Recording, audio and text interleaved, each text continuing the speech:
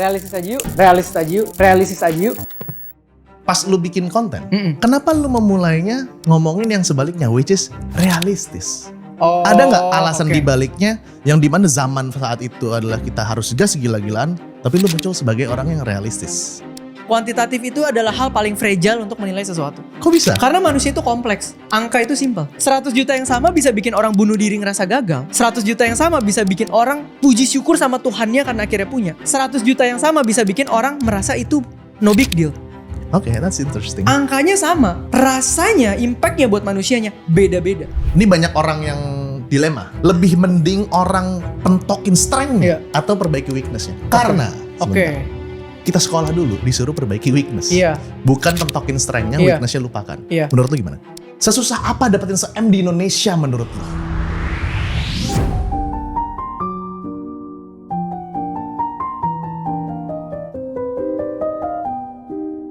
Selamat datang Theo Derek. Asik, terima kasih. Thank you loh. bos, udah mampir ke Gue yang thank you nih gimana? podcast yang sederhana ini. Ditunggu-tunggu. Buset. Iya, gila. Oke Theo. Apa? Gua harap pertanyaan gue ini gak seperti banyak podcast yang lu pernah datengin. Siap. Persiapan berarti. Persiapan ya. Persiapan gue riset bro. Gue nontonin hampir semua podcast lu. Terima kasih. Gila lo, dari Leon ya kan, dan lain-lain ya kan. Puji Tuhan ya. Insya Allah. Ini udah kekuatan dua ini. Lu jangan mau coba perangan. Oke. Teh, jadi gue mau nanya pertama. Yuk. Kita kan millennials ya? Lu 93 Iya, kan? betul. Lu 93 kan? Betul. 93 ya? Seumuran kita kan 93. Di zaman kita itu kan kita lagi di euforiain sama yang namanya hustling, sama yang namanya jadi entrepreneurship. Iya, overrated ya banget kan? era kita. Nah, dimana kita punya aim untuk jadi startup founder, kita ngeliat ada dulu Nadiem Makarim, ya kan, terus ada lagi si Zaki Bukalapak, kita lihat lagi 5-7 tahun yang lalu ya. Yes, ya kan? Kita akhirnya kayak gitu kan. Iya. Wah gila hustling, kita baca buku self development buset banyak banget ya. Iya, kita ada di era lebih seneng lihat disuntik berapa daripada profit berapa. Ah benar. CEO of bakso apa gitu kan. Yang penting CEO kan. Title. Nah, ya. itu kan kita diajarin untuk mencapai apa yang kita mau. Ya. Nah, pas lu bikin konten, kenapa lu memulainya ngomongin yang sebaliknya, which is realistis? Oh, Ada nggak alasan dibaliknya yang dimana zaman saat itu adalah kita harus gas gila-gilaan, tapi lu muncul sebagai orang yang realistis? Is there any reason bro? Ini gue bagi 2 poin kali ya. Boleh. Poin yang pertama itu memang purpose gue mulai ngonten memang dari saat teduh dan doa bro. Alright. Jadi memang gue resah pada saat itu lagi zaman-zamannya Ika, DS. Indra Iya, Kents. itu kan lagi Denny zaman-zaman- DS tuh Denny Santoso. Doni Salmanan. Iya, kan itu lagi. Denny Santoso mah. Jangan. Temen gue, ya. Iya, itu kan lagi naik-naiknya. Itu tuh gue lumayan resah karena kenapa? Gue ngerasa kayak, aduh, ini konten finance dipelintir sedikit buat jualan, tapi impact ke hidup orang tuh gede bro. Ya. Kita tuh kalau ngomongin finance kita harus sadar bahwa responsibility kita tuh gede banget. Asli. Gede banget. Kita bisa bener ngancurin hidup orang pak. Dari gak punya Asli. utang jadi berutang. Dari punya keluarga sampai cerai. Dari anak bisa sekolah sampai gak bisa sekolah. Apalagi di Indo bro. Apalagi di Indo. Iya. Makanya itu yang ngebuat gue ngedoain. Akhirnya udahlah gue bilang Tuhan kalau lu mau pakai gue di sosial media, gue sharing as it is. Jadi realistis itu bukan dari awal gue realistis, enggak. Karena purpose-nya mau sharing as it is tanpa sugar coating, orang-orang jadi bilang, oh realistis ya nih orang. Oke. Gitu, itu jadi bergulir aja. Nah, kalau yang tadi kita ngomongin di era kita entrepreneur sebenarnya gini bro. Dunia ini selalu punya narasi. Yes betul. Nah, ini poin kedua ya. Kayak meme ya. Iya. Sebenarnya bukan meme doang, naratif. Dunia ini naratif, Pak. Benar. Lu mau ngomong cara pemilu, cara apapun itu ada eranya, narasinya selalu beda. Di era kita naratif yang masuk adalah entrepreneurship. Gary Vaynerchuk. Wah, luar biasa semuanya. Di era sekarang apakah entrepreneurship? Tidak. Trading meme. Nah, di zaman sekarang naratifnya semua orang game changer dari investasi dan konten. Betul. Yang betul. di zaman kita kemarin, mana kita dengar-dengar begini? Betul. Nggak ada. Nah, sebenarnya bukan gua melawan arus, enggak. Dunia ini memang akan punya naratif berubah terus. Ya. Nah, kalau gue nyampein yang apa adanya, gue akan terkesan against the world. Apa bedanya waktu lu sampaikan apa adanya dan sugarcoat? In what specific point yang membuat lu tuh lebih apa adanya? Kasih example gitu. Purpose. Oke. Kalau tujuan gue dari awal itu kaya dari konten, pasti gue bubuin. Oke. Pasti gue bumbuin. Karena gue ngomong nih sama PA gue ya, waktu awal nih bikin konten, gue cuma bilang, udahlah doain aja. Kalau setahun dapat 50.000 followers saya udah Puji syukur. Kenapa? Gue bahkan aimnya sama dia 3 tahun mungkin 100 ribuan followers. Kenapa? Karena kita dari awal udah tahu kita nggak akan ada drama, nggak akan ada kontroversi, nggak akan ada flexing, nggak akan ada sugar coating. Gue udah terima nih persona seperti ini nggak mungkin cepet naik. Nah makanya gue jalanin. Pas jalan Tuhan berkata lain pak. Ini 3 tahun dikasih 1,2 juta followers Instagram. Kalau lu tanya gue gimana strateginya? Mana gue tahu. Orang juga pada nanya gue. Lu kok kagak ada kontroversi, kagak ada apa-apa bisa naik terus? Ya jangan tanya gue. Gue juga bingung. Oke. Gitu loh. Tapi apa yang gue lakukan ya sesuai purpose aja. Nah purpose itu penting banget Gut. Kenapa? Karena tujuan kita atau intensi atau sikap hati kita itu kelihatan turunannya. Oke. Lu bisa ngomong sama orang nih. Misalnya orang ngobrol sama lu. Kalau intensi dia pamer sama intensi dia nggak pamer, cara ngomongnya biarpun ngomongin hal yang sama, lu bisa nangkepnya beda. Oh itu pasti. Iya kan? Pasti kelihatan. Apalagi kita bikin konten. I see. Apalagi kita keluarin ratusan pikiran kita. Nggak mungkin nggak kelihatan lah. I see. Gitu. Oke, jadi dasarnya tuh karena resah awalnya. Betul. Ya. Karena resah. Tapi kan sebelumnya lu udah punya uang dari bisnis, akhirnya ngonten karena keresahan itu aja ya berarti ya. Betul. Gue itu kagak tahu Pak awal-awal red card tuh bisa dibayar semahal apa sih satu video, satu kali ini segala macam. Pak, gue aja tahun lalu kaget Pak. Ada satu project sama brand luar insurance, gue nggak sebut mereknya. Lu tau nggak? Gue 3 hari dibayar 10.000 SGD. Kerjaannya Pak, luxury trip. Anjay. Dikasih bisnis kelas, nginepnya di Fullerton Singapura 3 hari 2 malam. Kerjaan gue nyampe sana ngapain? Massage di Fullerton. Besoknya pilates. Private dinner sama Michelin Star Chef. Gue mau beli champion bolobun aja tuh. Dikasih Alphard Pak di Singapura. Champion bolobun apa nih? Gak ngerti nih gue nih. Itu boloban-boloban kayak roti boy tapi yang terkenal di Singapura. Oh, gue tau es potong kalau Singapura. Iya, Orchard, Iron Orchard. Iya, tapi maksud gue juga baru tahu oh ada ya kerjaan liburan mewah, liburannya dibayarin, lu dibayar 10.000 SGD. Ada kerjaan kayak gitu ya? Buat konten? Itu dikontenin? Iya. Buat gambaran luxury lifestyle aja. Oke. Gitu. Pertanyaan selanjutnya. Neo. Ini pertanyaan pribadi sih. Ya. Lu kan sering cerita di podcast bahwa dulu lu bisa masuk penabur ya kalau nggak salah. Betul. Karena surat dari gereja bahwa lu tidak mampu. Tuh, sama nilai yang mumpuni. Nilai yang mumpuni. Nah pertanyaan gue, Theo ini murid seperti apa waktu SMA? Apakah murid yang... Kalau gue ya, gue tuh di paling belakang ngomong sama temen, bro sebat dulu kali ya ke belakang ya. Kebayang. Nah apakah lu murid yang duduk paling depan, Bu? Kemarin PR udah dikumpulin kapan nih Bu? Apa yang kayak gitu? Tidak. Enggak bro. Gitu. Gue kan anak single parent dari 4 bulan di kandungan tuh ya. Jadi nyokap gue juga sibuk sekali cari uang untuk bisa membesarkan gue. Jadi gue juga cuman sama oma gak ada yang negur-negur kalau gue kurang ajar. Dan lu harus tahu setiap anak broken home itu caper Pak. Oh iya? Gue tuh yang caper. Tapi capernya bukan caper yang baik. Capernya tuh yang kayak ngelawan guru biar dapat attention. Oh gitu? Lu ngelawan gurunya gimana bro? Iya kalau guru misalnya suruh diem kita tetap berisik. Kalau guru panggil kita gayanya nantangin. Gitu loh nantangin. Yang sampai gue pernah nih ya. Gara-gara berisik banget. Guru geografi gue. Ini tapi kayaknya udah almarhum seingat gue gitu ya. Dia bilang.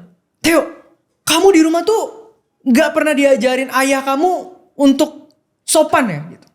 Pernah gue digituin. Terus lu bilang apa? Ya emang. Orang tua saya cerai. Terus gurunya gimana? Di rumah gak ada ayah. Lu ngomong langsung depan mukanya dia? Depan semua orang. Depan semua murid. Dia diem. Gue seneng. Gue dapat attention dengan cara yang keren menurut gue. Oh I see. Gue murid yang seperti itu. Gue murid yang karena bayangin ya. Gue ekskul basket dulu. Terus masuk tim nih. Wah mau pertandingan nih. Pertandingan 2 bulan lagi. Gue lagi gila Dota bro. Gue ke warnet 2 bulan itu gue gak pernah datang ekskul basket sampai pelatihnya nyamperin gue nanya, lu masih mau di sini nggak? Gue orang yang tiap tahun New Year nggak ada keluarga ngabisin waktu paket malam di warnet bro. Gue apa Ragnarok? Dota. Oh Dota. Okay. Jadi gue bukan orang yang kayak paling depan belajar enggak. Gue belajar harus nilai bagus cuman biar bisa sekolah titik. Cuman buat sekolah. Cuman buat tetap dapat pengurangan uang sekolah. Oke. Iya. Nah pertanyaan gue di waktu itu yang lu cuman yang penting sekolah, lu udah ada eager kayak gue mau kaya gak sih? Enggak kepikir. Sama sekali gak? Enggak. Main only? Main only. Gue cuman mikir kayak masih zaman main, yang penting gue bisa sekolah udah. Berarti gue tanggung jawabnya dinilai udah. Belum ada tuh kayak fungsi duit buat apa sih? Cuma ada satu hal yang gue tahu, suatu hari gue harus jadi orang yang kecukupan supaya mama gue hidupnya tenang. Itu. Tapi kalau tanya dari kecil ada pemikiran mobil lah apalah, nggak ada. Nggak ada ya. Nggak ada. Rasanya broken home tuh gimana sih? Gue nggak pernah tahu karena gue lengkap kan. Oke. Lengkap. Lu kan dari middle low. Iya. Middle low class. Kalau gue middle. Oke. Middle. Gue nggak tahu rasanya broken home. Lu tinggal sama nyokap lu sendiri. Terus lu middle low. Itu rasanya tuh kayak gimana? Sesimpel banyak hal yang tidak sesuai dengan guidebook. Contoh, jika Anda punya anak, Anda membiayai anak. Oke? Ya. Di tempat gua, coret. Kita membiayai orang tua. Simple. Anjir, rasanya gimana tuh ya? Imlek nih, kalau gue kan Tionghoa. Imlek itu orang kalau kyonghi dikasih angpau. Kyonghi itu gongsi facoy guys ya. Jadi kayak kyonghi gitu. Kalau lu belum nikah, lu dikasih angpau. Kalau lu udah nikah, lu yang kasih. Biasa angpau kan diisi-isi uang gitu ya. Kalau gue dari semester 1 kuliah aja udah dagang-dagang, itu setiap kali Imlek gue yang kasih orang tua. Lu yang kasih orang tua? Padahal itu melarang tradisi. Tapi gue yang kasih, mama, omah. Kasih, bahkan waktu gue terakhir sempat ketemu bokap gue titip angpau buat mamanya bokap gue. Yang which is tidak pernah ada relasi, tidak pernah ada intimasi. Jadi hal-hal yang lu ngerasa hak lo dan kewajiban lo sebagai anak, lu harus riset. Kita anak, kita harusnya dapat ini dong. Nggak ada itu. Oke. Kan kita anak, kewajiban kita bukan ini dong. Tidak ada itu. Oke. Jadi literally cuman survival titik. Dengan lu ngeliat nyokap lu, itu ada rasa kasihan gitu kayak, kasihan gitu. Lu mulai sadar gak sih? Sadarnya tuh pas kapan bahwa anjir nyokap gue nih menderita nih karena gak ada suaminya. Dan rasanya tuh kayak gimana? Dari kecil udah tahu ya, maksudnya ngelihat nyokap gue ketemu gue jarang. Dan nyokap gue tipe yang selalu nangis dan bilang, sorry ya mama bukan orang tua yang baik. Mama gak bisa kasih ini, mama gak bisa kasih itu.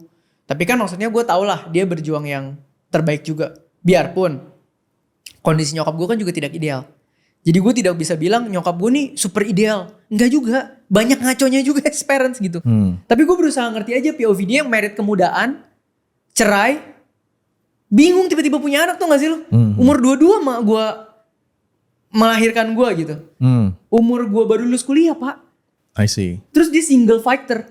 Dia juga bingung mesti ngapain. Gitu loh. Oke, kalau perasaan ke bokap kandung lu rasanya kayak gimana sih? Nah, apakah kayak gini? Kalau gue kan ngeliat bokap gue, oh ya itu bapak gue, bapak gue nafkahin gue. Gue nggak tahu rasanya yang lu udah ditinggal dari bahkan belum lahir. Lu masih jadi orok gitu loh, masih di perut gitu. Ada ikatan gitu apa enggak sih? Gimana rasanya? Sempat beberapa kali waktu kecil ketemu, memang, tapi memang jalannya terpisah banget sendiri-sendiri. Jadi ada waktu di mana gue SD, itu gue stres banget sampai ke psikiater. Jadi gue tuh dulu paling stres kalau orang ngomongin papa. Karena ketika orang ngomongin papa dan segala macem, gue gak bisa ngomong. Dan gue tuh kayak iri. Apa sih rasanya hidup ada orang tua yang nge-guide lu. Maksudnya apa sih rasanya secure anak tuh kayak misalnya papa bilang, udah lu sekolah aja, papa utang pinjem pun akan bayarin sekolah lu.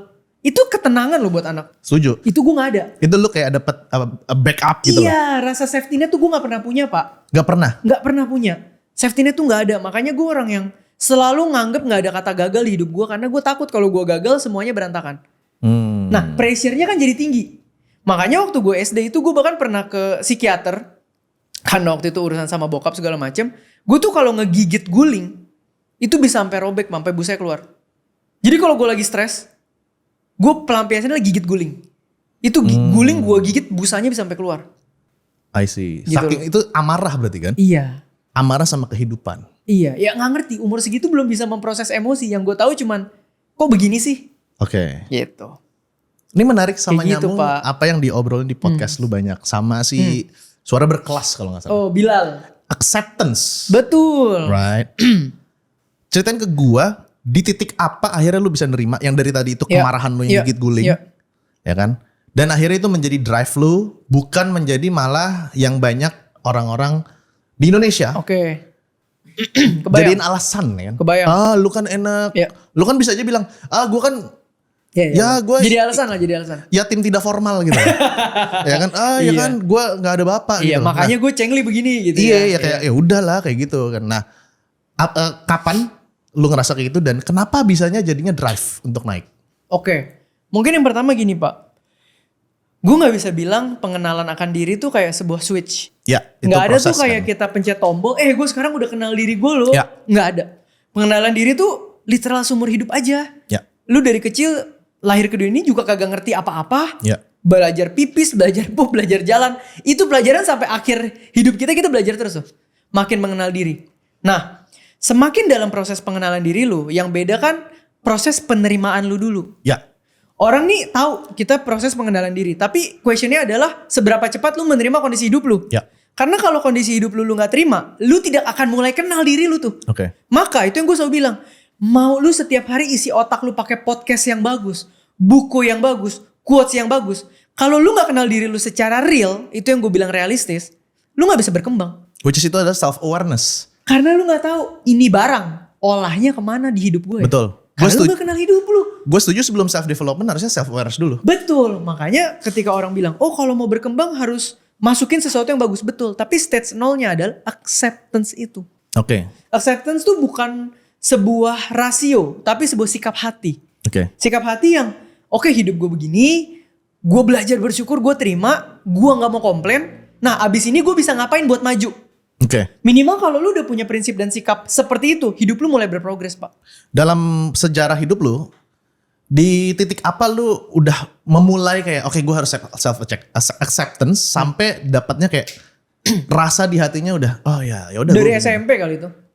Apa yang lu lakukan? Dari SMP itu lebih kayak ngelihat nyokap gue nangis-nangis ketika minta maaf, nggak bisa bayar uang sekolah, yang udah sekian persen itu nggak kebayar juga. Jadi gue harus nunggu di ruang kepala sekolah. Ya, yang nggak bisa ujian. Nggak bisa ujian, ya. Jadi gue selalu ujian telat. Itu dia nangis Pak. Tiap kali gue pulang dia nangis. Dia ngerasa dia fail sebagai orang tua. Maksudnya gini, bayangin nggak? Gue udah gagal punya anak pinter. Anak dapat beasiswa aja gue kagak bisa bayarin. Oke. Gitu. Nah, di otak lu apa waktu itu sehingga bisa dapat gue terima? Karena gue sayang sama dia, gue sedih sekali ngelihat dia ngerasa gagal. Oke. Setiap kali dia ngerasa gagal itu menjadi sebuah dorongan buat gue harus bikin lu punya self value nanti. Gimana caranya? Gue harus jadi orang. Kalau gue jadi orang, semua kegagalan dan tangisan lu sekarang jadi worth it. Berarti triggernya adalah lu mau nyenengin nyokap lu. Iya, membuat perjuangannya worth it. Jadi kalau gue simpulin kayak, mungkin dulu awalnya lu menolak sama kondisi ini. Tapi lu ngeliatin nyokap lu tuh nangis terus. Akhirnya lu nerima, gue dilahirkan di kondisi kayak gini. Gue bilangnya cosmic lottery-nya tuh seperti ini. Ya kan, jadi kayak lotre kosmik. Undian alam semestanya gue dapetnya begini gitu. Which is gue gak bisa ngapa-ngapain lagi. Tapi gue harus berjuang karena gue mau nyenengin orang ini. Iya, mau membuat perjuangan dia tuh jangan sampai sia-sia dah gitu. Dan mungkin juga karena itu gue anak tunggal ya Pak. Anak tunggal gak ada posisi bokap membuat gue secara gak sadar mungkin sudah megang titles kepala keluarga. Dari sangat muda. Nah kondisi orang yang seperti lu kan pasti banyak. Iya. Banyak gak? Maksudnya banyak tuh ada beberapa. Ya sekarang kalau ketemu 10 orang 9 broken home Pak. Emang kondisi ideal itu jarang. Kondisi broken home tuh lumrah. Nah biar orang itu akhirnya ngedrive jadi sebuah pecutan untuk dia maju. Gimana? Biar gak ada lagi kayak ya kan lu begini gitu. Circle. Kita bisa menerima kehidupan dan kita punya drive untuk maju. Tapi yang akan affect kita the most adalah waktu kita habisin sama siapa dan di mana. Di kondisi lu waktu SMP kan circle lu belum yang Prasmul kan? Belum. Ya kan? Itu kan penabur. Bahkan gue diselamatkan bukan dari circle Prasmul Pak. Karena gue SMA 3 yang gue sering cerita ya.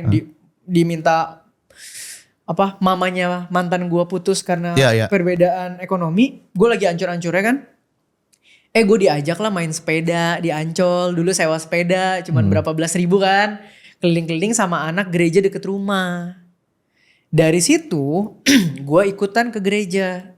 Nah karena di gereja itu ada kesempatan pelayanan. Dan kalau pelayanan dapat konsumsi makan siang, gue rajin pelayanan. Kenapa? Gue mikir wah ini udah weekend gue ada aktivitas. Ada teman-teman dapat makan siang. Gue rajin banget Pak, mau pelayanan ke panti asuhan manapun gue berangkat. Karena dapat padang. Kalau nggak dapat fried chicken. Motivasinya itu doang. Bukan karena pahala jadinya. Mana? Mana ada bos. Cuma tanya, Theo minggu ini pelayanan gak? Minggu ini makanannya apa? Hokben. Anjir asik. Gak. Saya kan ya gimana ya. Jadi dulu Theo tidak seanak Tuhan itulah ya. Enggak. Gue bahkan dulu diajak ke gereja aja males. Karena gue masih dalam fase yang, ya kalau misalnya Tuhan sayang semua orang kenapa gue begini? Gitu. Nah kenapa gue bilang circle? Karena tanpa sadar ketika gue ngabisin waktu di situ bertahun-tahun, semua nilai-nilai yang ada di situ tanpa sadar masuk. Karena gue dengar kita bahas. Tanpa sadar itu ngebentuk core values gue.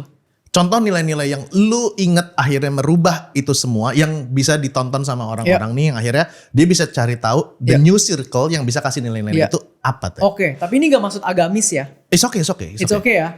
Gue itu lebih ke melihat bahwa dulu awal-awal karena kan gue Nasrani ya. Selalu narasi diceritakan adalah Tuhan itu adalah seorang sosok yang begitu mengasihi lu. Seorang ayah yang begitu mengasihi lu. Dan dia adalah orang yang akan membentuk lu menjadi pribadi yang lebih baik sesuai dengan tujuan lu diciptakan. Itu yang selalu masuk tuh.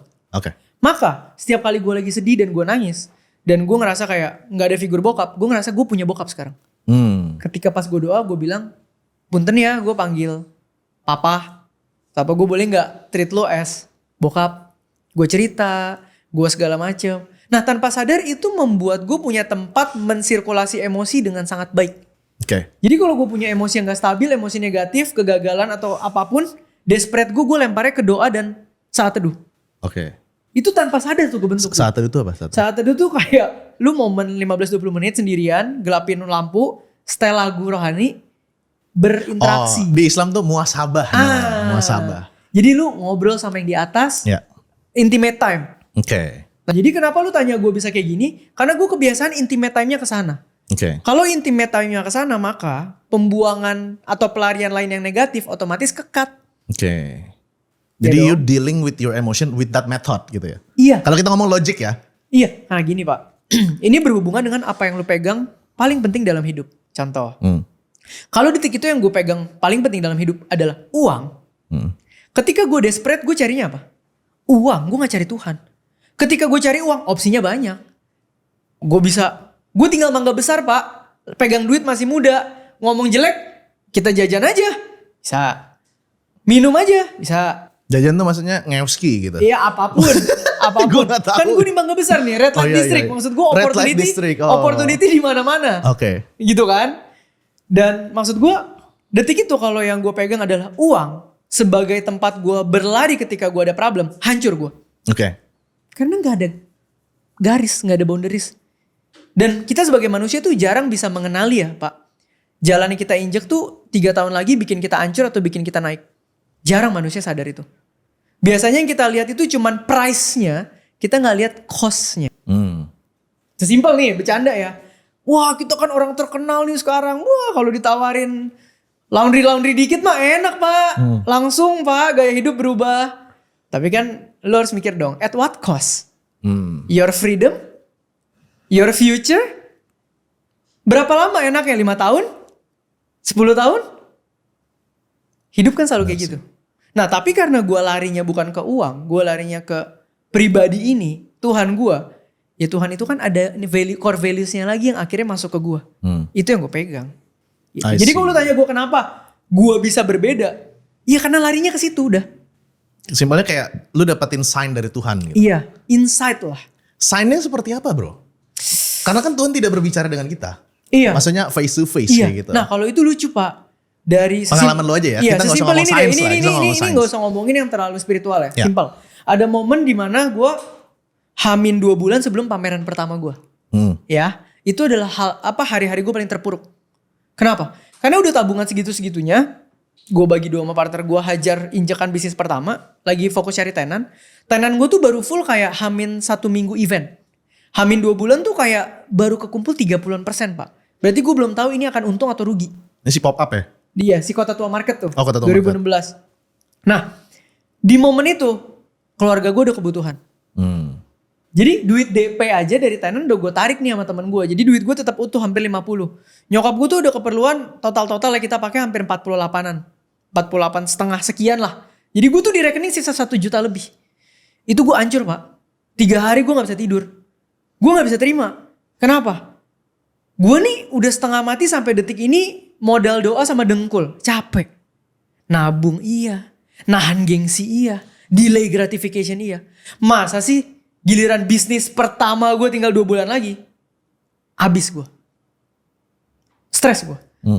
Akhirnya gue ke gereja ada kebaktian doa. Gue doa juga udah bengong. Udah gak ada isi tuh kepala gue udah bengong aja udah gak tau apa-apa. Pulang dibagiin kertas-kertas kecil. Isinya ayat. Ayatnya beda-beda. Nah waktu itu gue dapat sebuah ayat lah yang tulisannya segala perkara dapat kau tanggung di dalam engkau yang memberikan kekuatan kepadaku gitu. Pokoknya intinya semua perkara nih gue bisa tanggung asal Tuhan yang kasih kekuatan ke gue. Itu buat gue message yang very powerful di saat gue paling terpuruk. Lu prosesnya akhirnya jadi apa? Akhirnya gue prosesnya bahwa wow ternyata Tuhan jagain gue loh di detik ini. Dia kasih message itu tuh kasih tahu bahwa I got you. Kayak slow aja gitu. Iya. Gue backup lu, jalan. Sign-nya itu jadi lu ngeliat ayat, kayak entah kenapa tiba-tiba dapat kertas itu. Iya. Kayak, akhirnya lu spirit lagi kayak gitu. Iya. Jadi kayak sesuatu yang membuat gini, hidup lu gak langsung berubah, tapi kondisi hati lu berubah, Pak. Ketika kondisi hati gue berubah menjadi tenang, gue bisa survive lagi jalan hidup. Biarpun kondisinya belum berubah. Mantep juga sih ya, lu ngeliat ayat langsung tenang gitu loh. Iya. I see. Karena balik lagi udah kebiasaan. Kebangun gitu. Oke, menarik sekali ya. Sekarang kita ngomongin tentang kaya dan miskin. Waduh, seru nih. Oke. Ya. Gue tuh cukup bias di Indonesia ini. What the fuck is rich? Kayak ya sebagai lu yang menengah ke bawah. Ya. Lu ngeliat mungkin keluarga gue, ya kan? Dulu tuh bapak gue punya mobil dari kantor, karena dia manajer kan. Itu ngeliat, wah kaya ya punya mobil ya. Iya. Terus di netizen ya kan, gue ngomong tentang cerita apa gitu, wah dengerin anak orang kaya sedang berbicara. Langsung dijudge ya. What the fuck man anjing. Ngerti. Dia gak tahu aja dulu gue mau beli robot. Iya. Power Ranger kagak boleh ya kan. Ngerti. Ada struggle-nya lah. Yes, sebenarnya standar kaya menurut Theo dulu satu. Menurut bank kita tahu lah $1 juta kan. Menurut orang-orang Indonesia halayak umum tuh di netizen itu berapa sih? Karena lu kan yang langsung sering TikTok sama mereka-mereka yang ngomongin realistis. Kaya definisi gue ya. Lu dulu baru yang netizen. Kaya tuh menurut gue harus fulfill 3 part. Ya. Yang pertama, otak lu itu harus merasa lu kaya. Ya. Kedua, sikap hati lu harus bisa bersyukur. Ketiga, duit di rekening. Let's say kalau financial only. Buffer. Nggak bisa. Lu mau bilang orang sekarang punya duit 50 miliar cash. Kalau otak sama hatinya merasa miskin, tetap miskin buat dia. Oh gitu. Iya dong. Kalau gue anaknya kuantitatif, jadi kayak yaudah lu kaya tuh berapa duit? Nggak bisa. Gitu. Justru menurut gue kuantitatif itu adalah hal paling fragile untuk menilai sesuatu. Kok bisa? Karena manusia itu kompleks. Angka itu simpel. 100 100 juta yang sama bisa bikin orang bunuh diri ngerasa gagal. 100 juta yang sama bisa bikin orang puji syukur sama Tuhannya karena akhirnya punya. 100 juta yang sama bisa bikin orang merasa itu no big deal. That's interesting. Angkanya sama. Rasanya, impactnya buat manusianya beda-beda. Maka yang penting bukan angkanya Pak. Yang penting orangnya. Karena ada orang yang bisa merasa cukup dengan angka yang literal cukup dan hidupnya jadi sangat bahagia dan jadi berkat. Ada orang yang punya kelebihan ngerasa kurang dan hidupnya tetap jadi batu sandungan biarpun dia kaya. Got it. Tapi versi lu pasti harus ada minimum bare minimum berapa duit kan? Pasti. Gue beda satu-satu ya. Boleh. Kalau dari otak, itu kita harus mengerti yang namanya kalau kaya itu prosesnya simple. Earning powers diperbesar, ini teman-teman udah pada tahu lah ya. Dapat dikelola ya, bangun fondasi finansial dan akhirnya duit nganggur yang siap diinvestasikan berapa. Semakin banyak uang nganggurnya, apalagi kalau di-convert menjadi passive income, hidup lo akan semakin tenang. Karena kaya itu buat gue sebetulnya masalah passive income. Financial freedom itu bukan lu bawa mobil apa. Financial freedom itu even though lu gak bawa mobil bagus, hidup lu tenang dan gak perlu ada yang tahu. Itu freedom. Kalau lu kaya tapi lu masih butuh orang lihat lu, di mana freedomnya? Nggak freedom Pak. Freedom itu adalah ketika you know by yourself, you are rich enough, your life is happy, itu freedom.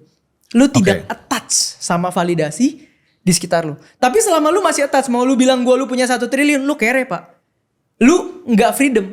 Kenapa? Berarti kalau besok orang ngatain lu keganggu dong. Lu bawa apa? Mobil mewah banget. Tiba-tiba orang, mobil begitu doang. Marah dong, tersinggung, pride-nya kesenggol. Buat gua, lu udah kaya begitu, emosi lu gak stabil, bodoh ngapain? Harusnya semakin lu kaya, emosi lu semakin tenang. Orang cukup kok. Orang lapar berisik boleh. Orang kenyang harusnya tenang. Oke. Kalau numbersnya bare minimum lu kayak oke lah. Kita gak usah ngomongin numbers bare minimum. Ini balik lagi spektrumnya luas. Ya. Kita ngomong simpel gini aja Pak. Income lu berapa kali living cost lu? Oke. Ideal yang udah dibilang Cheng Li punya 4-5 kali living cost. Hidup lu udah enak. 4-5 kali living cost yang cukup atau yang penting hidup. Katakanlah lu hidup 30 juta. Ya. Income lu 200 juta, hidup lu udah enak banget. Oke.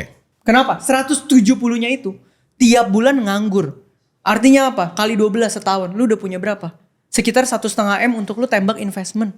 Lu mau tiba-tiba beli mobil bisa. Lu mau tiba-tiba apa? Cicil rumah bisa. Lu mau setengahnya buat investasi? Bisa. Berarti 3 kali sampai 4 kali. Iya, di atas itu lebih bagus lagi Pak. Oke, ini living cost yang lu tidak mewah-mewahan, lu tidak sengsara, yang penting hidup doang, tapi nyaman lifestyle. Kenapa lu hidup gue tenang banget? Karena income gue kalau lagi bagus itu bisa 20 sekian kali living cost gue. Berarti itu uang kan nganggur semua kan? Buat apa gue pusing? Even kan lu bilang kan, Teh, misalnya beli ini mantep banget. Gue gak peduli Good. Selama hidup gue cukup dan kelebihan, itu buat gue berkelimpahan. Dan itu my freedom. Yang beli koinnya yang gue bilang ya? Anytime, any kind of it. Mau siapapun ngomong, gue kan nyantai banget orangnya. Karena gue berkelimpahan Pak. Gue mau jalan-jalan besok kemana, gue tinggal beli tiket. I see. Gitu. Nah, buat gue, aim pertama orang adalah membuat income-nya berkali-kali lipat living cost-nya. At least dari 3x ya? Betul. 3x ya? Dan itu kan perpaduan antara capacity lu yang terus naikin income dan kemampuan lu kelola uang. Income lu bisa tinggi terus, makin naik terus. Tapi kalau lu gak bisa kelola, gak dapat 3x. Gak dapat 3x. Ya. Tenangnya lu gak dapat. Lifestyle Apalagi inflation. kalau lu punya, misalnya income lu berapa? Wah, sebulan 500 juta. Tapi sisanya tinggal 50 juta. Kenapa? Lu cicil rumah gedung sebulan 200. Lu cicil mobil super mahal sebulan 150. Wah, itu kelihatan kaya definitely. Tapi hati lu sendiri tahu lu gak kaya. Hati lu sendiri ngerasa gak kaya karena sisanya itu sangat sedikit. Itu dia. It's like omset and net profit bro. Iya, ya kan? Sama kayak gini lah Pak. Kita kalau ngomong film, wah tiba-tiba ada typhoon gitu ya. Wah gempa gitu ya. Kita punya bunker di bawah. Tapi kalau kita tahu bunker ini bisa kasih kita makan, tidur, main game, dan listriknya cukup setahun. Di atas gempa, kita di bawah masih hahe Pak. Benar, santai. Tapi kalau kita tahu di sini cuman cukup buat bulan depan, kita nungguin. Ini badainya kapan selesai ya? Mampus gue tinggal 10 hari lagi persiap supplies gue. Sama kayak gaji lo orang. Kalau orang menghitung hari ya lo orang kagak tenang. Oke. Nah gitu. Balik lagi ke kalau netizen. Ya. Kan lu sering tektokan nih sama netizen. Buat mereka tuh kaya tuh berapa sih? Susah ya? Kayanya di versi netizen ini adalah kaya yang ditampilkan di sosial media. Alright. So berarti kualitatif, sangat kualitatif. Kualitatif. Sedangkan finance itu kuantitatif. Gue tuh anak kuantitatif, jadi kayak itu berapa lu ngomong gue anak orang kaya tuh berapa gitu. Iya. Kalau misalnya ditanya bapak gue punya 1 miliar gak dulu waktu gue kecil, kagak punya. Kayak tadi kita bilang, income 200 juta, pengeluaran 30 juta. Belum tentu netizen ngerasa itu kaya. Income berapa sorry? Misal income 200 juta, pengeluaran lu 50 juta deh. Per bulan spare 150. Bisa aja mereka ngerasa itu kecil banget. Karena mereka kalau lihat kasus korupsi aja kuadriliun. Nah problemnya gini, orang tuh baru bisa merasa dia kaya ketika mereka ngerasain impact dari duitnya. Oke. Mereka baru sadar, anjir ternyata punya 10 miliar enak ya. Gue besok mau beli Denza baru tinggal beli, mau pakai sopir tinggal pakai sopir. Gue bosen mau beli apartemen tinggal beli. Investment tahun ini lagi ada yang bagus gue tinggal beli. Itu lu baru bisa ngerasa, oh impact duit segini tenang ya. Tapi selama itu duit cuman di rekening doang. Dan lu adu sama sosial media yang belum tentu bener. Lu akan terus menjadi orang yang gak tahu lu kaya atau enggak. Ini pertanyaan pribadi gue ke lu. Iya. Karena kan lu orangnya sans parah. Iya.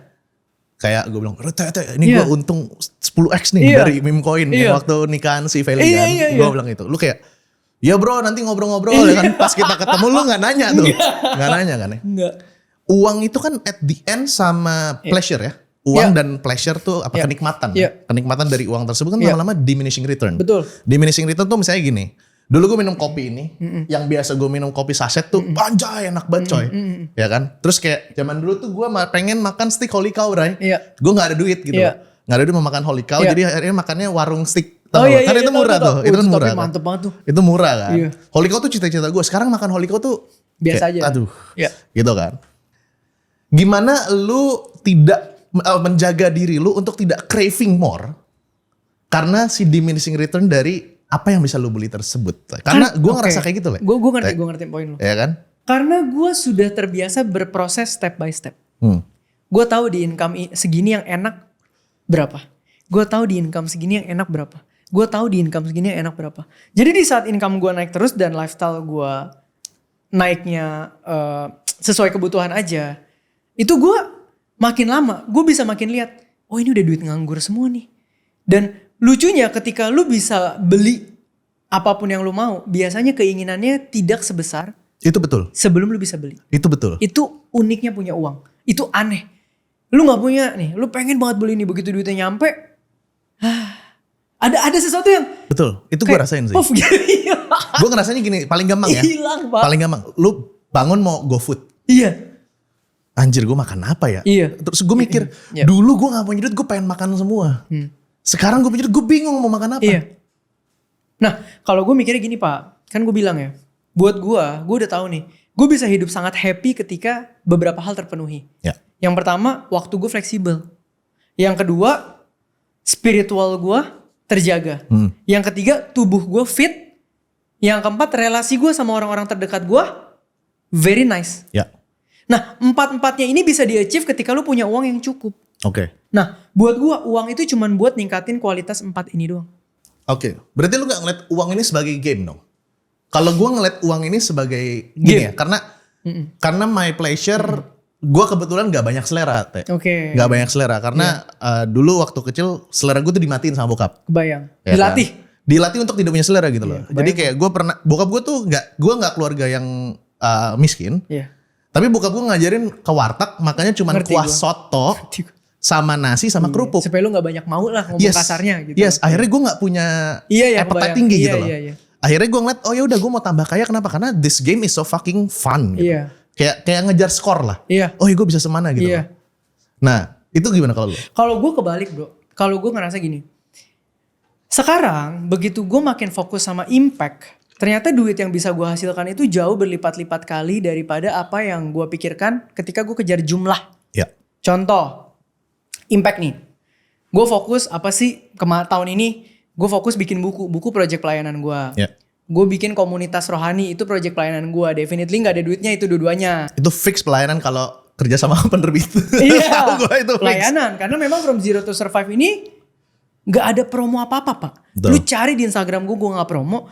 Setiap gue diundang ke acara apapun ditanya, Ko Theo mau jualan buku gak? Mau bawa buku gak? Enggak. Karena tujuan gue bukan jualan buku. Gue cuman mau menumpahkan kisah gue supaya bisa jadi berkat buat orang. Pak, lu tahu gak? Ini buku 3 bulan, 13 kali cetak, jadi mega bestsellernya Gramedia. Dan kemarin udah laku 30.000 lebih, plus bulan Agustus itu penjualan tertinggi 1 Gramedia nasional. Terlaris. Lu tahu nggak buku edukasi kayak gitu lawannya buku apa ranking 2-nya? Demon Slayer, Pak. Sekarang kalau lu tanya gue, Theo gimana step by step bikin buku bisa ngalahin Demon Slayer? Nggak ada rumusnya. Tapi ketika gue fokus impactnya dan itu berjalan, leverage-nya luar biasa. Om Ded manggil gue podcast gara-gara apa? Buku. Ini gue ada kerja sama Om Ded bentar lagi banyak hal. Jalan gue terbuka lagi, naik 1 liga lagi gara-gara apa? Impact. Nah, jangan lu tanya duitnya. Kalau udah naik level, udah pasti duitnya naik. Ngekor. Anjir, ini menariknya karena gue tuh orang strategi banget ya. Gue pikir gimana jalannya gini. Kalau lu tuh orang kayak, gue pasrahin deh, terserah gitu. Iya, bukan pasrah, berserah. Berserah ya. Berserah tuh artinya apa? Gue lakuin yang terbaik tiap hari tanpa komplain, tanpa compare. Tapi gue sadar resultnya itu punya yang di atas. Jadi orang tuh lihat gue nyantai, tapi gue orangnya ambisius, Good. Iya, gue sesantai ini nih. Lu mungkin nganggep gue kayak orangnya, ya lu bersyukur. Iya, gue bersyukur kok, hidup gue tiap hari happy. Tapi emang gue pernah berhenti. 5 tahun ini aja sejak usaha pameran gue riset, gue ngebangun berapa banyak hal yang terus jadi ekosistem. Agency ada, corporate event ada, thematical bazaar ada. Kemarin baru collab sama Eva Alicia bikin Her Era. Itu aja IP kemarin 4 hari udah 40.000 orang. Kita bisa upscale itu. Ini ada collab sama Om Ded. Belum investment gue. Investment gue paling jarang banget cerita. Tapi dengan akses yang seperti ini, banyak hal ter-unlock. Dan kenapa orang kaya makin kaya? Banyak akses yang tidak bisa dibuka secara publik. Yang beberapa orang dapatkan, yang mempermudah mereka tambah kaya. Dan ini tidak akan pernah dibuka. Setuju. Makanya jarang banget orang kaya sebetulnya nggak bermaksud apa-apa mau jadi spotlight. Karena cara mereka main tuh under radar, Pak. Karena kalau lu buka di spotlight, semua orang bisa masuk. Ngapain? Ini setuju sih, kayak di kripto sangat banyak sih kayak gini sih. Iya, itu kan makin lu diem lu bisa pegang barang. Betul. Makin lu berisik barang banyak yang punya, ribet hidup lu, Gut. Betul, kayak pegang supply lah. Supply-nya pecah beberapa wallet gitu kan. Kalau bisa lu diem-diem aja. Betul. Kecuali lu udah mau meramaikan, beda cerita. Oh, itu anak saham kayaknya. Ya I don't know, tapi kan hidup itu cara kerjanya kayak gitu, Pak. Oke. Kenapa orang kaya semakin private? Karena mainan mereka makin gak banyak yang boleh tahu. I see. Kalau banyak yang tahu, ribet dong hidup lu. Udah mainstream jatuhnya. Iya, dan orang kan ngelirik. Kalau orang ngelirik, orang dari gak punya pemikiran aneh-aneh sama lu, bisa mikir aneh-aneh lu. Simple. Lu punya restoran misalnya, gue. Restoran lu very simple. Wah, kelihatannya santai banget, rumahan gitu ya. Lu diem-diem aja nih, ternyata omset lu, wah dari restoran gini doang bersih 1M sebulan. Tapi gak pernah ada yang nyangka. Iya, better keep it that way. Daripada lu tiba-tiba bikin konten, restoran Ogut cuman kayak gini doang, bersihnya 1M sebulan. Bulan depan, buka 70 restoran kayak lu. Ditiru. Atau tahun depan yang nyewain tempat lu jadi restoran. Naikin rentingnya. Harga sewanya naik berapa? 10 kali lipat lah, lu masih bisa bayar. Benar. Jarang orang mau buka kekayaan, Pak. Karena itu memancing hal yang gak perlu. I see. Nah, ini menarik, Teh. Mungkin ini mewakili sama netizen. Kan lu bilang lu orangnya santai tapi ambisi. Mungkin serius tapi santai lah. Iya. Serius tapi santai. Iya. Lu gak berhenti untuk berkarya, simpelnya gitu. Iya, berkembang lah. Berkembang atau berkarya. Kan berarti ada something yang akhirnya lu mau lakukan. Ya kan? Which is itu ada sign-nya kalau dari versi lu adalah sign dari versi Tuhan. Iya. Nah, pertanyaan gua. Untuk orang yang misalnya dia tuh baru mau memulai, right? Untuk nemuin sign-nya tuh seperti apa di luar dari doa ya? Kalau doa kan masing-masing, Pasti. ya kan? Yang bahwa ini tuh cocok sama gue dan kayaknya nih oke. Karena lu bilang manusia itu diciptakan sesuai dengan tujuannya masing-masing. Betul. Kayak, talentanya beda-beda. Yes, misalnya kita cocok ngomong depan kamera. Ada orang yang cocoknya ngedit belakang kamera. Ya. Ada cocok yang pakai headset kayak gitu, ya kan? Yang rambutnya ngikutin gue itu kan. Gimana cara tahu orang bahwa gue ini ikan, berarti gue harus berenang. Gue ini burung, berarti gue harus terbang. Karena kan kita nggak bisa paksa ngerti. burung untuk berenang. Versi lu gimana? Satu katanya realistis. Oke. Tapi gue breakdown. Which is silakan. Kenapa gue sampai sekarang begitu ambisius? Yang gue udah bilang tadi ya. Gue tuh orang yang sadar bahwa gue diciptakan untuk, nah ini salah satu ajaran di tempat gue. Lu tuh diberikan talenta untuk talentanya di multiplier. Talenta tuh bukan cuman uang. Apapun, semua strength lu itu harus di multiplier. Contoh, gue orang yang dulu presentasi di kampus ternyata teman-teman bilang bagus ya presentasinya. Lah sekarang gue jadi speaker sebulan bisa 18 invitation speaker. Anjir. Itu red card, full red card semua. Artinya apa? Gue sekarang bahagia loh. Kenapa? Ngomong sejam dibayar mahal, rezekinya besar, jadi berkat lagi buat orang. Kurang enak apa sih hidup kayak gitu? Gitu loh. Buat gue. Karena apa? Itu ladang gue menggunakan bakat gue untuk kepentingan orang dan menghasilkan benefit untuk diri gue sendiri dan keluarga gue. Itu adalah contoh mengembangkan talenta menurut gue. Nah, jadi ketika lu tanya kenapa gue nambah terus, karena gue masih lihat talenta gue endingnya di mana nih. Buku, oh ternyata bisa ya. Project ini, oh ternyata bisa ya. Project itu, oh ternyata bisa ya. Kan gue belum ketemu limit dari ujung talenta gue. Maka sampai gue nanti dipanggil Tuhan, tugas gue udah terus kembangin ini menjadi sebesar apa. Gue gak tahu nanti Tuhan mau taruh sebesar apa. What are your talents, bro? 3 lah. Yang lu sadarin dari perjalanan hidup lu. Karena ini penting, karena banyak orang yang ngerasa, gue gak punya bakat bang. Kelebihan gue banyak kekurangan gue gak punya kelebihan. Misalnya kayak gitu. Nah, ceritain gue 3 bakat yang lu punya, yang lu pakai sekarang. Sampai sama lu sadarnya itu pas kapan, biar orang tuh tahu hintsnya gitu. Yang pertama, gue itu adalah orang yang mikirnya cepet banget. Makanya semuanya gue bisa one take, unscript, ngomong terstruktur, tertata, point by point. Itu bukan karena gue jago bacot. Jago bacot iya, kata-katanya jadi rapi. Tapi mikirnya cepet. Structure thinking berarti? Iya, Karena poinnya tuh bukan poin copy paste Pak. Ya. Itu sesuatu yang gue jalanin, gue rangkum dalam sekian detik, gue sharing nih kayak gini. Ini kan kita kagak ada ngomongin brief question nih. Ini kan dari tadi ngalir. Tapi omongan kita tuh ada pagar kanan kiri. Iya. Jadi kayak tetap gini. Iya, bukan sideways ngawang-ngawang.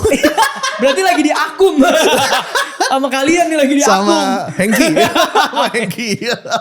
Iya, jadi kan maksud gue yang pertama itu.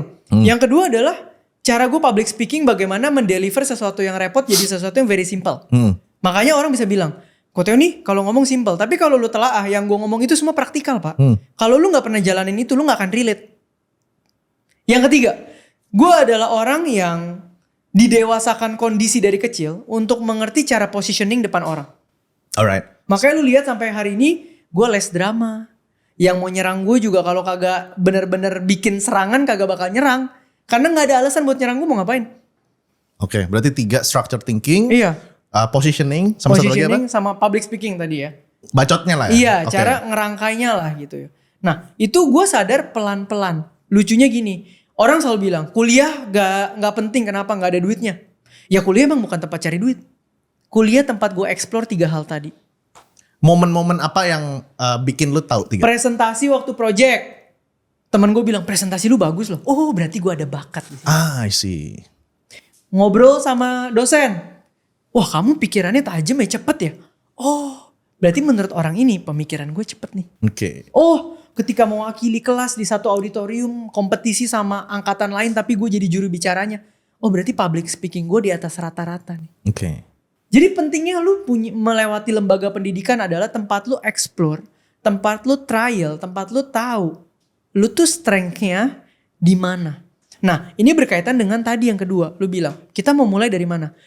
Mulai dari apa? Duduk diem tenang sebentar. Lu lihat sekitar lu belajar listing. Resources apa yang lu punya? Apa pujian yang pernah dikasih ke lu? Lu ganteng bro. Itu modal. Ah itu gue sering tuh dibilang gue ganteng. Tuh. Indonesia beauty privilege kan kuat ya Pak ya. Mau dibilang apa? Lu cantik cuy. Modal.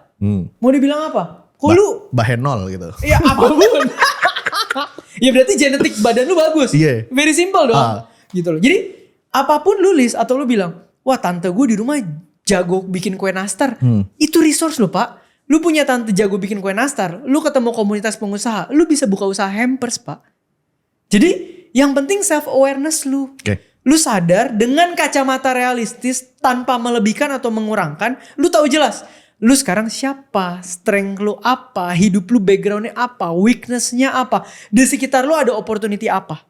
Baru abis itu lu harus tandem. Dengan apa? Mindset atau kebiasaan psikologi optimis. Optimis sama pesimis kan cuma masalah kebiasaan. Kalau lu biasa melatih diri lu, ini gue bisa nih. Lu optimis. Kalau lu kebiasaan, kayaknya gue gak bakal bisa nih. Lu pesimis. Jadi framework kacamatanya tuh harus realistis. Supaya apa? Solusi yang lu ambil applicable.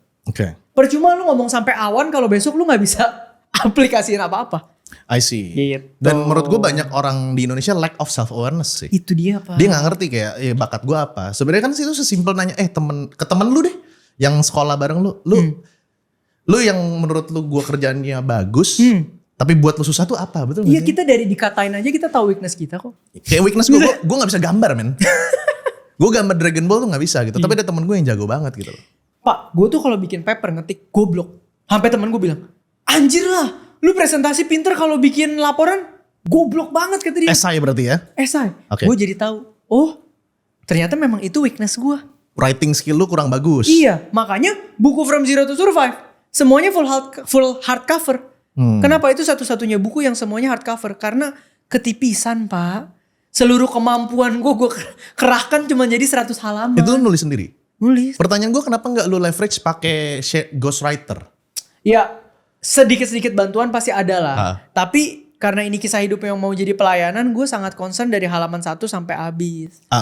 Prakatanya aja lu bisa baca. Pas lu baca lu pasti bilang, nih anak goblok nih. Pasti kagak pernah baca buku. Nah apaan nih prakata kayak gini? Gitu. Nah dari omongan lu sendiri yang tentang strength sama weakness. Ini banyak orang yang dilema. Ini pertanyaan penting nih. Gue gak tahu udah pertanyaan apa. Lebih mending orang pentokin strength-nya atau perbaiki weakness-nya. Karena kita sekolah dulu disuruh perbaiki weakness. Bukan pentokin strength-nya, weakness-nya lupakan. Menurut lu gimana? Menurut gue udah pasti fokus ke strength. Oke. Karena sejalan lu punya cash flow, kan tadi gue bilang ya, berjalan lu harus punya cash flow. Lu tinggal hire strength-nya orang, selesai. Leverage berarti. Hal paling mahal itu adalah waktu, energi lu. Mending waktu, energi lu pakai di strength lu bisa leverage naiknya jauh. Yang lu gak bisa, lu hire orang. Karena manusia hidup gak bisa sendiri, udah titik. Kalau belum punya uang untuk hire orang gimana? Partnership. Oke. Collaborating, freelancing, intern. I see. Any kind of that, tapi lu gak akan bisa jalan sendiri. Bisa, tapi short term lah. Lu ngomong berarti weakness lu lupakan aja. Iya. Atau bukan lupakan. Weakness gue sadar dengan jelas sehingga gue bisa tahu partner dan tim yang gue butuhkan untuk bisa jago di sini. Oke. Perlu nggak lu misalnya gini, kalau gue pegang gini, lu memang pentokin strength. Tapi ada beberapa weakness yang selama lu belum bisa leverage itu weakness, lu at least naikin dikit dari skornya misalnya 3 ke dari 1 sampai 10 3 ke at least 5. Tergantung fundamental atau enggak. Menurut gue yang paling fundamental adalah pertama itu skill, kedua network, ketiga atur duit. Kalau berhubungan sama 3 ini, lu harus latih. Misal, gue nggak jago ngomong, lu harus jago. Dari nggak bisa pun istilahnya sampai mending. Kenapa? Karena investor, kolaborator, partner, bawahan, atasan, semuanya ngomong. Kalau komunikasi lu jelek, skill lu bagus, lu tetap hancur. Kalau lu bilang kekurangannya di situ, lu harus latih. Kok gue goblok banget ngitung, gue nggak bisa atur duit, nggak bisa nabung. Lu harus latih sampai bisa nabung. Tapi di luar 3 itu, lu bisa hire orang. I see. Tapi yang berhubungan dengan 3 itu, lu harus belajar perbaiki. Karena itu fundamental requirement untuk growing di dunia ini. Pengalaman lu dulu waktu bangun karir lu, akhirnya lu kepentok weakness, itu apa weaknessnya dan kondisinya seperti apa, dan apa yang lu lakukan untuk leverage tersebut buat jadi contoh mereka? Very simple lah. Gue kan bisnis dari awal bikin pameran. Ya. Lu bilang, kita cari konsep, 3 konsep pameran buat tahun depan. 15 menit kelar. Kita bikin kota tua market aja. Karena ini heritage cepet kan? bagus, cepet, tak. Ini kita bisa ke sponsor ini, pak. Nanti kita jual air mineral, kita jual ini, kita ada sponsor potato chip, kita jual segini, margin segini, 15 menit kelar. Kalau lu tanya gue, besok loading, butuh apa aja? Loading tuh apa? Loading masukin tuh barangnya? masukin barang ke mall, tukangnya disuruh ngapain, kabelnya gimana, instalasi listrik, lakban karpet. 3 jam juga gue gak ngerti-ngerti pak. Di Buat operation gua, berarti ya? Kepala gue panas mikirin itu. Padahal buat temen gue, anjir nih gampang banget. Gue tinggal, iya karpet gini-gini, selesai. Nah dari situ gue sadar, wah anjir, ternyata ada hal yang susah banget buat gue, gampang banget buat dia. Tapi disuruh mikirin konsep nih, sama praktikal arah company mau kemana, dia mati. Tapi gue cepet, oh kalau gitu kita tandem aja. Operation gue gak ganggu lu, gue kasih otoritas, selesai. Kita ketemuannya tinggal diatur cash flow. Kemajuan company, majority-nya biar di gue. Gue yang pikirin. Karena gue kuatnya di situ, jalan. Sama dengan semua bisnis gue yang ada sekarang, gue jalan dengan satu strength kan. Strength-nya gue, buka jalan, scale up. Buka jalan, scale up, cari project. Semuanya bisa jalan. Gitu. Oke. Menarik guys, menarik. Oke, ini ada yang menarik lagi guys. Dulu waktu lu kecil, di kondisi lu yang sangat terbatas itu, lu tetap dapat afirmasi dari nyokap. Wah iya. Which is itu sangat angelic lah. Ya itu blessing so. Blessing ya kan. Tapi kan ada ya orang yang kondisinya kayak lu, malah digamparin sama bapaknya. Betul.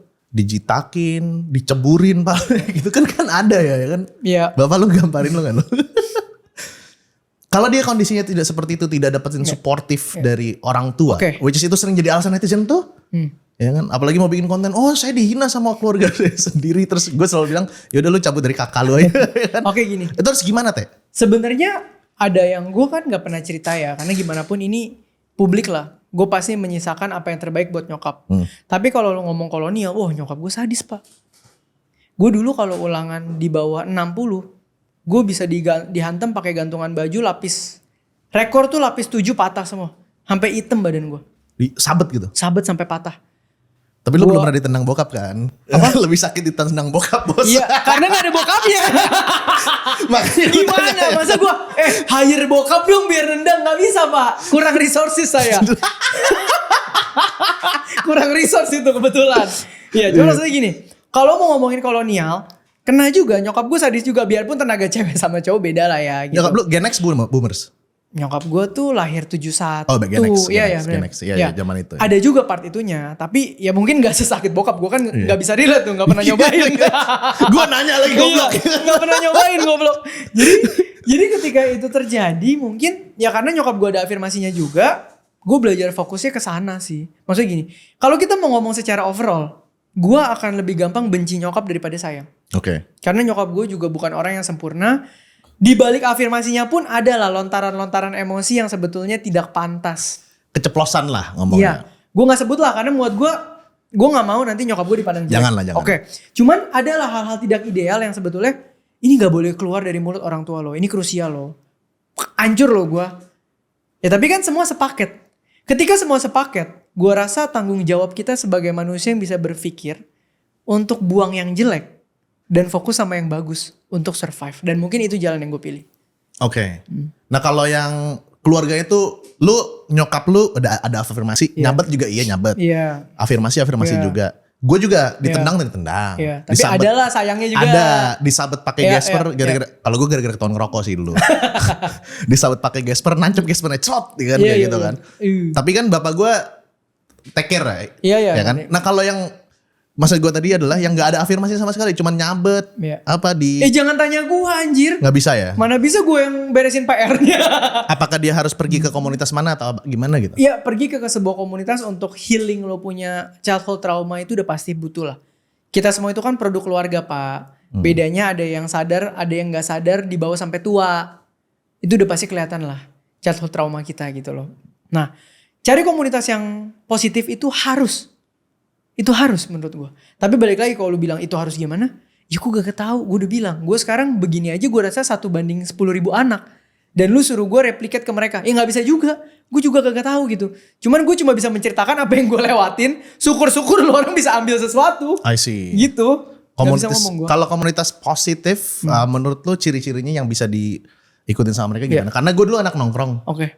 Ya nongkrong sambil ngerokok, main karambol, main catur gitu positif buat gue dulu. Oke. Mungkin gue gak mau ngomong ekspresinya ya. Karena kalau cuman rokok minum orang beda-beda lah Pak. Di rumah juga kalau orang kebiasaan minum karena misalnya lagi hujan dingin minum juga enak. Gak ada yang salah lah. Wedang ronde. Dan maksud gue balik lagi tidak ada yang salah tentang ekspresi. Tapi mungkin yang lo harus ngerti adalah core values. Core values tuh gini misalnya. Gue orang kaya mah punya istri 17 gak apa-apa. Anjing banyak banget ya. Wajar. Daripada jadi berkat buat satu keluarga. Mending jadi berkat buat 17 keluarga. Iya dong. Terus kayak. Good. Kalau lu udah kaya. Lu bangke. Gak apa-apa. Itu tuh values-values kayak gitu. Itu bener-bener bakal jadi orang bangke loh ketika lu kaya. I see. Okay. Dibanding yang. Kalau udah kaya jangan lupa ya. Semuanya pemberian yang di atas. Kalau nanti lu udah punya duit. Jangan lupa ya harus jadi berkat. Itu manusia yang sama, dikasih duit yang sama. Dikasih nilai yang beda 3 tahun. Jadi orang yang beda. Alright, berarti nilainya dilihat community yang punya ethical dan norm yang bagus. Iya. Yang membentuk lu, semakin lu punya power, lu semakin bisa jadi berkat lah. Bukan yang semakin menghancurkan banyak orang. Udah gitu aja. Alright. Teh, lu kan udah punya duit sekarang. Amin. Ya udah dong. Amin. Udah lah punya mobil. Karena bisa beli mobil. Gitu. Kan gara-gara diskonan. What is money for you bro? Right now. Sekarang? Ya, what is money for you? Karena lu dari gak punya uang. Sekarang lebih ke kesempatan leverage dunia yang gue gak pernah injak aja ya. Boleh elaborate? Oke. Di titik ini kan puji Tuhan living cost gue aman lah. Mau liburan, mau apa cukup, mau makan enak gak mikir. Sampai kemarin gue tanpa sadar gue happy banget. Sekarang kalau gue mau makan nasi goreng di XXI, udah gue tuh bener-bener sesimpel ngerasa kayak dulu gue makan nasi goreng di... Sama anjing itu, gue churros. Kalau gue churros. Iya, tapi maksud gue gini. Buat gue yang dulu, makan di XXI itu tabu Pak. Bener. Goblok, mahal. Tapi at the moment ketika gue sekarang lapar, gue ke XXI gue makan doang gak nonton. Berarti gue punya kecukupan di mana? Ini gue doyan nih, gue mau makan, udah. Itu relate, beli air di airport. Nah, iya convenient. Iya. Itu mahal menurut gue. Nah, jadi ketika itu buat gue sekarang puji Tuhan udah ada, yang gue lihat adalah gini Pak. Semakin kita naik kelas, kita baru tahu cara orang bermain tuh beda lagi gamenya. Betul. Nah sekarang yang gue punya adalah untuk meleverage pondasi bagaimana gue menjadi Theo Derrick yang lebih berkembang lagi di next stage, Pak. Oke, berarti lu mau utilize your money for your self development. Iya.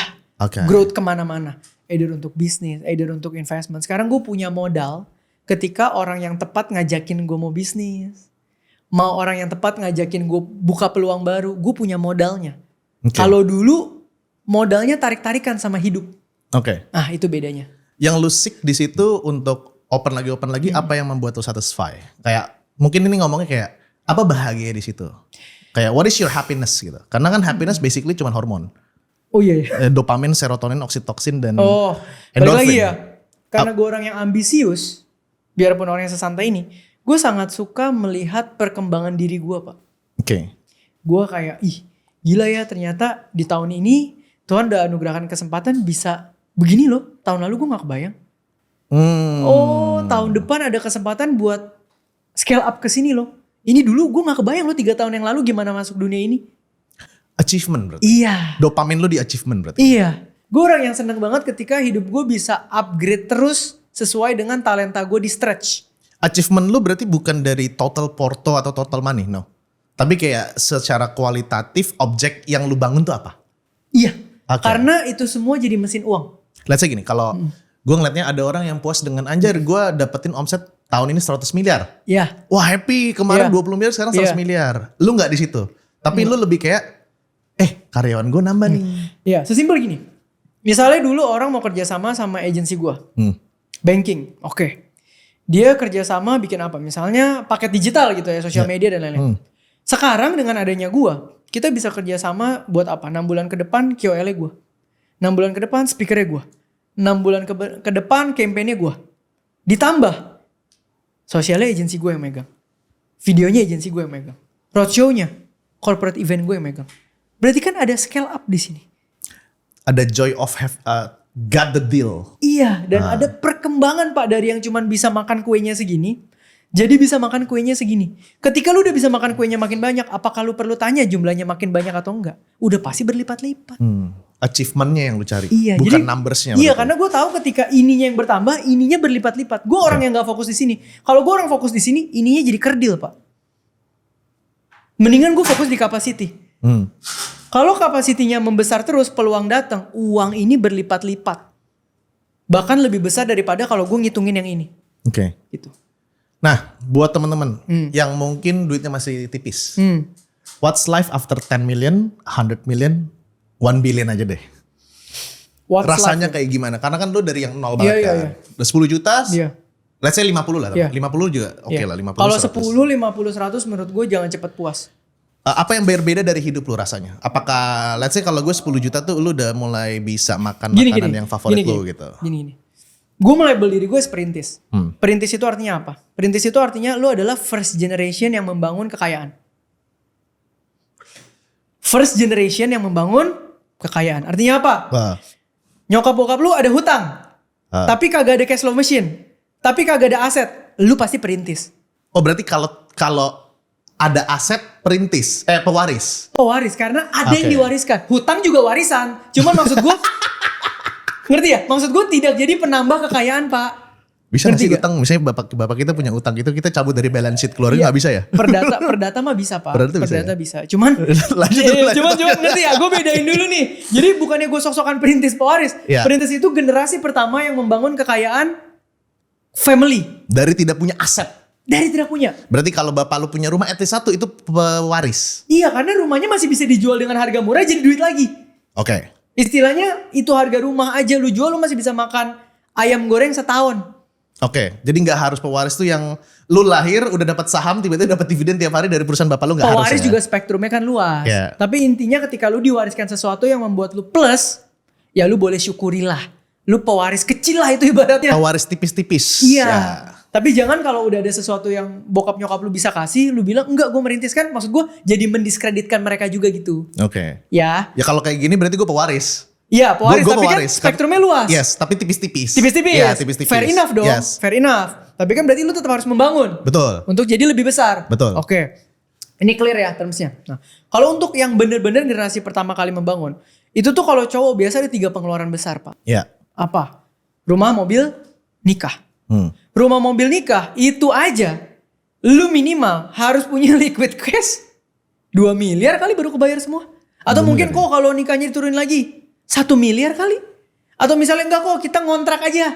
Tapi kita nakal sama beli mobil yang lebih murah aja. Gopetio lah ya. Gopetio tetap harus ratusan juta loh. Nggak bisa dengan puluhan. Artinya apa? Artinya ketika lu baru 100 juta pertama, ya lu boleh seneng. Tapi kan berarti sampai bare minimumnya aja masih selisih sekian ratus juta. Benar. Itu yang gue bilang gak boleh cepat puas. Tapi ketika 1 miliar ke atas, tadi kepake 500, lu simpen 100, 400-nya aja nganggur, lu udah bisa mulai tembak investment. I see. Artinya lu sudah mulai ada ruang untuk lu bertambah kaya mengenal game investasi. Nah di sini setelah punya pondasi finansial dan punya uang anggur buat investasi, gue bilang finansial lu sudah mulai stabil. Dan lu sudah siap membangun kekayaan. Oke. Gitu. Berarti aimnya kalau dari kata-kata lu, yang lu mau punya safety net yang benar-benar hati lu tenang, se-M lah. Oke lah. Se-M lah. Oke lah, se-M oke banget. Buat majority orang Indonesia nih kita ngomong. Dari cara ngomongnya oke lah, berarti udah tahu kan. Oke. Oke banget Bang. Nah, pertanyaan selanjutnya. Sesusah apa dapetin se-M di Indonesia menurut lu? Susah Pak, susah banget, depend sama industri. Gue kasih statistiknya dulu ya. Iya. Se-M itu kan let's say kita anggap $100,000. Itu kan 1,5 iya. M. Oke. Anggap kita pakai patokan $100,000 ya, 1,5 M gitu kan. Sekarang 1,678 kan. Itu tuh cuman kalau nggak salah 2% bro. Pasti Pak. Dari di mana di standard banking ya, 2% something setahu gue. Itu kan berarti upper middle class. Kalau di bawah bahkan setahu gue. Di bawah lagi gue. Di bawah 2% ya? Iya, orang yang di saldonya 100 juta aja. 2%? Itu dari 1% sekarang. Bukan 2% bro. Oh 1%. 1%? 1%. Terakhir gue lupa, dia antara naik 0,2 atau turun 0,2 gue lupa. Dari data terakhir.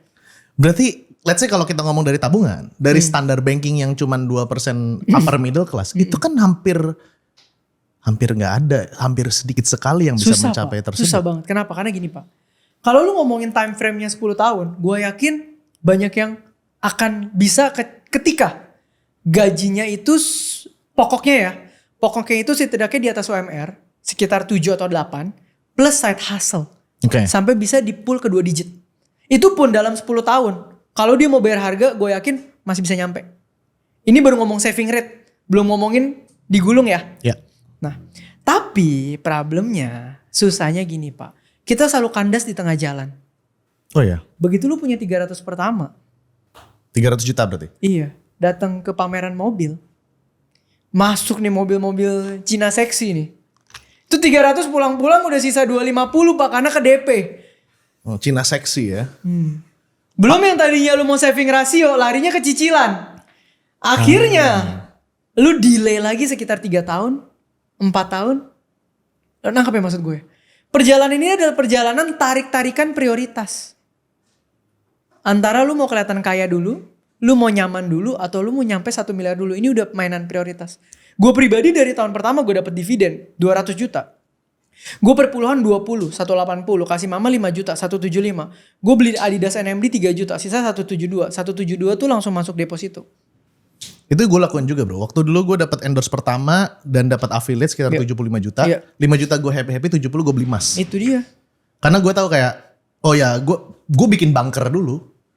Rumah gue nggak apa-apa gubuk, tapi bunker gue di bawah ada makanan. Gitu orang tuh harus aware bahwa kita tuh lagi bangun pondasi Pak. Kalau pondasinya udah ada, ntar pelan-pelan naikin gaya hidup, enak. Gitu. Lu juga sering ngomong di podcast tentang active income ya? Active income problem ya namanya. Iya. Ada nggak hubungannya untuk mencapai ke sana kan kita harus punya active income yang cukup. Betul. Cukup besar ya. Cukup besar tuh berarti di atas UMR. Mau nggak mau susah kalau misalnya cuma UMR gitu. Susah banget gitu realistically. Nah, ada nggak hubungannya sama kesempatan yang ada di negara ini? Karena banyak orang ngeluh kayak, ya negaranya begini, gimana gue nggak dapet kesempatan dan lain-lain. Sama satu lagi Theo.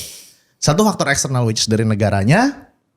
Kemudian dari kecerdasan intelektual mayoritas orang Indonesia. Karena gue believer IQ itu ngaruh 14,5% dari kesuksesan orang. Pastilah. Kata siapa? Kata Jordan Peterson. Oke.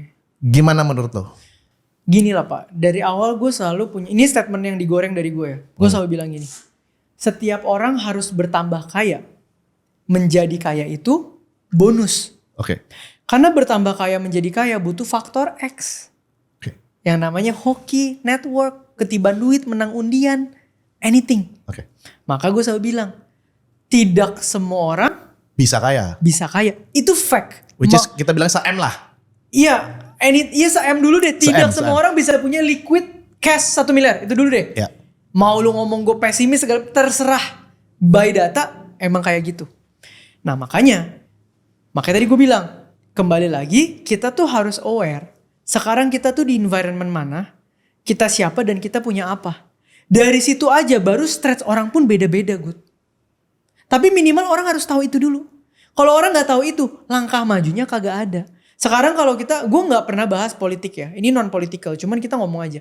Pemerataan aja, kota besar sama daerah sudah beda. Ini sorry to say, gak ada maksud apa-apa. Supposed to be beberapa kepulauan lah yang menjadi penghasil something terbesar atau jadi aset negara kita, itu harusnya jadi tempat yang ibu kotanya paling maju. Make sense gak? Kalau dari logika kayak gitu harusnya jadi ibu kota paling maju, tapi ternyata make sense-nya ya. Make sense-nya nih. Harusnya malah di situ udah ada MRT duluan, udah ada. Iya dong. Make sense-nya. Tapi kan yang terjadi tidak begitu. Pemerataannya nih nggak begitu. Artinya apa? Gimana pun ya pasti kepentingan orang beda-beda. Jadi untuk sebuah sistem yang tidak bisa dirubah, gue nggak mau komentar apa-apa. Setuju. Iya. Tapi makanya balik lagi. Sekarang apa yang masih bisa lu punya dan lu stretch. Berarti lu gitu.